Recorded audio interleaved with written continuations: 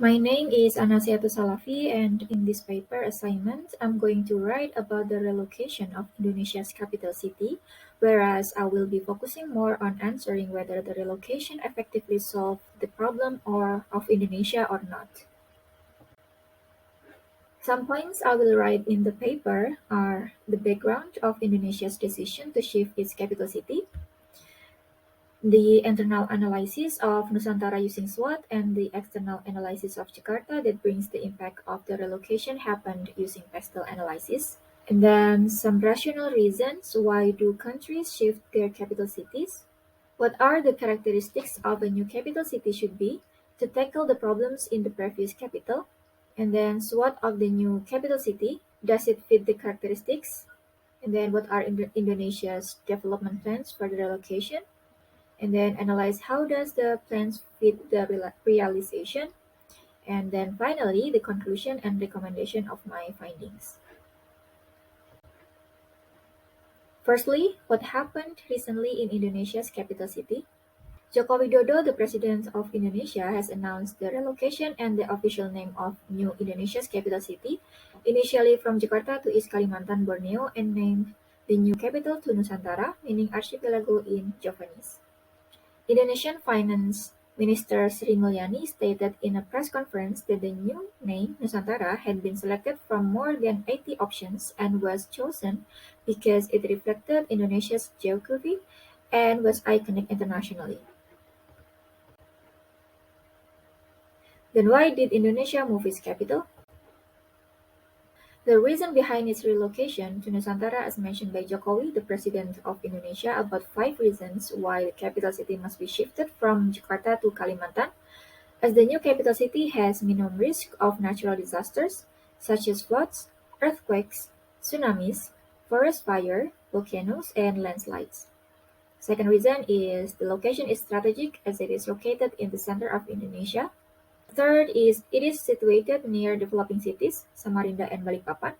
The fourth is complete infrastructure. The fifth is 180,000 hectares of the location have been owned by the government. So does it really necessary to shift Jakarta to Nusantara? To answer this question, I'm going to use pastel to analyze the economic and environmental aspects of Jakarta. According to McKinsey, Indonesia becomes the 16th largest economy in the world, 45 million members of the consuming class, 53% of the population in the cities producing 74% of GDP, 55 million skilled workers in the Indonesian economy, and $1.5 trillion market opportunity in consumer services, agriculture and fisheries, resources, and education. And in the third quarter of 2021, the growth slowed to 3.5% after accelerating to 7.1% in the previous quarter. Jakarta's contribution to Indonesia's GDP increased from 14.9% in 2000 to 16.7% in 2010 and 17.5% in 2016.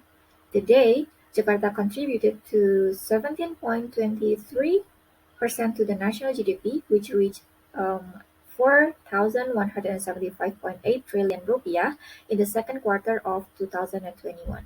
However, despite robust development and economic growth, Jakarta remains a place of poverty. The contrast between rich and poor is highly pronounced in many parts of the city. Many modern towers in Jakarta are surrounded by kampungs, which are unplanned, incrementally developed areas with small plots of land and low-quality building structure and materials are often associated with slums. Indonesia is in a race against sea level rise, which threatens to submerge swaths of its capital city, Jakarta, by 2050. For more than a decade, a steady stream of floods has devastated homes, vehicles, and businesses, particularly in the city's poorer neighborhoods. Jakarta is at risk of sinking between 1.8 cm and 10.7 cm per year during 2019 and 2020. In addition to this, severe air pollution, seismic threats, and perennial floodings have put Indonesia's capital Jakarta at the top of a list of cities threatened by environmental risk. Some facts about the new capital city here is that first, Nusantara is located in the east coast of island of Borneo in what is currently part of the province of East Kalimantan, and then symbol of the identity of the nation as well as a new center of economic gravity. The total land area for the new capital city will be around 256,143 hectares, around 2,561 square kilometers, and almost all of it converted from the forest area. The initial relocation will start between 2022 and 2024. The fifth, it will strengthen supply chains and place Indonesia in a more strategic position in world trade routes, investment flows, and technological innovation. Several pros and cons appear during the process on preparing Nusantara, such as the new capital city can create a powerful national symbol over the long term. The government has pointed to the goal of building a smart, sustainable, and green city. The location is very strategic. It's in the center of Indonesia and close to urban area. The burden Jakarta is holding right now is too heavy as the center of governance, business, finance, trade, and services.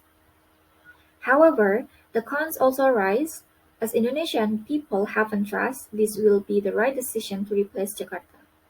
The first reason, inequality, is undoubtedly an issue for Indonesia, and then Jakarta is the engine of Indonesia, and there is a great disparity between the rural and urban populations. Moving the capital would even out the social polarization and support more balanced regional development. And the third, almost all of the location converted from the forest area. The fourth, environmental activists have warned the move risk accelerating pollution and contributing to the destruction of rainforests that are home to primates and mammals. We know some countries such as Thailand, Australia, New Zealand, and so on and so forth shifted their capital city. There must be any reason why did this happen. Let's take a look at some example of countries that changed their capital city. Egypt is racing to prepare a grandiose new capital city in the desert east of Cairo before the first civil servant move in this summer and ahead of the delayed official opening of President Abdel Fattah al-Sisi's flagship projects. The reason behind it is the current capital is hardly functioning.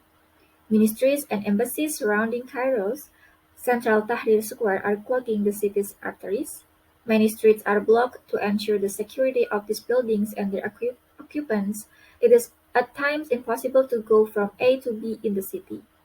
Moreover, the already overcrowded capital's 22 million population is expected to double by 2050. Therefore, this relocation is necessary to do. And then Brazil.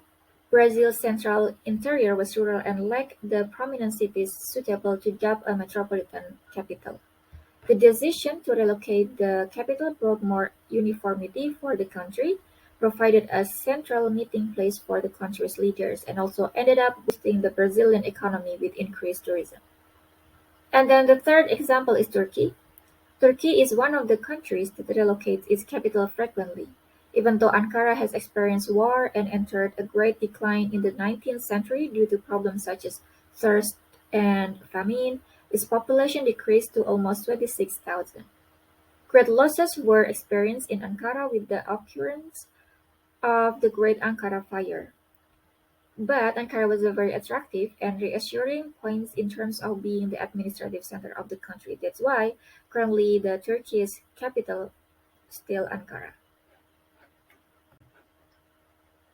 Therefore, we can draw a conclusion of the reason behind countries changing their capital city that they expect some type of political, social, or economic benefit.